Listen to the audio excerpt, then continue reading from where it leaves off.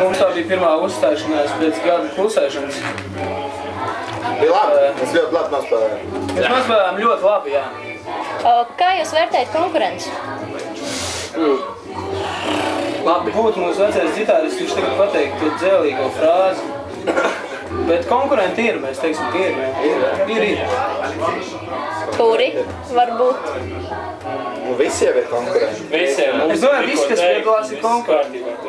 Tad tāds jautājums, ja jūs uzvarat šajā atlases kārtā, ko jūs izpildīsiet finālā? Uzvarēsim. Kaut ko citu, pavisam noteikti, kaut ko citu, kaut ko jaunu. Nu, piemēram.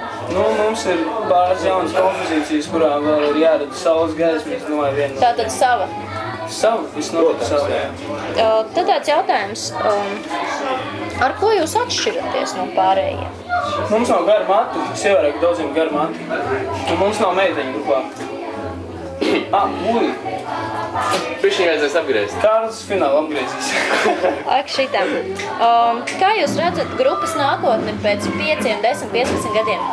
Viņš nebūs grupā vairs. Viņu met ārā. Nē, mēs viņu nemetam ārā, viņš brauc prom.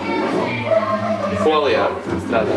Bet vispār. Pēc 15 gadiem mēs būsim pie viņa visi Amsterdamā un spēlēsim tur kofīšu. Vai nu mēs būsim pie viņa Amsterdamā, vai nu mēs būsim šeit. Būsim nomainījuši grupas skanējumus regēji. Tad tāds jautājums, uz kādām skatuvēm pasaulē jūs vēlatos uzstāties? Nezinu, Latvijas Nacionālā opera.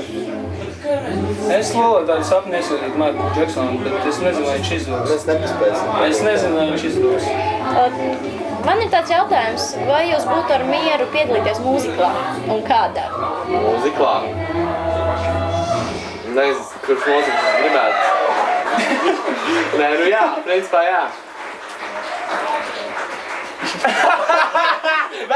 Vecais drāmais. Vecais bundzinieks. Parādīs kamerā. Fakt, tā ir filmē? Jā, mēs tagad esam 5. Veci tieši rādi, pat veci. Mēs esam atkal 5. Redz kā. Tad tāds jautājums, kā jūs paši sevi raksturotu? Individuāli un kā grupa kopā? Edgar, kādu mums raksturot? Jauna vēsma. Jauna vēsma Latvijas skatuvēm. Viens ir Daguns, vien ir Izelpa, trešās ir Siekals vai ceturtā ir Mute. Nu, tas tā kā viens liels cilvēks. Tas nav tāds katrs tikai grupa, jā? Jā. Te jums priekšā nu reizi grupa. Kā kulaks ar 4 pirkstiem. Tad tāds jautājums, kā jums top pašiem dziesmas? Mēģinājumi. Bet kas ir ideja ģeneratori, kas ir ideja apstrādātāji? Prāts. Reiz jau viss nāk no šejienes, jā. Visi prātā ir tāds slavens. Bet līderis idejā. Pamatās kaut kāda ideja kā kuram. Pamatās ideja, tad mēs viņu apaudzējam. Jā, nav tā, ka viens uzraksta tur gabalu un atnāk ar gatavu gabalu.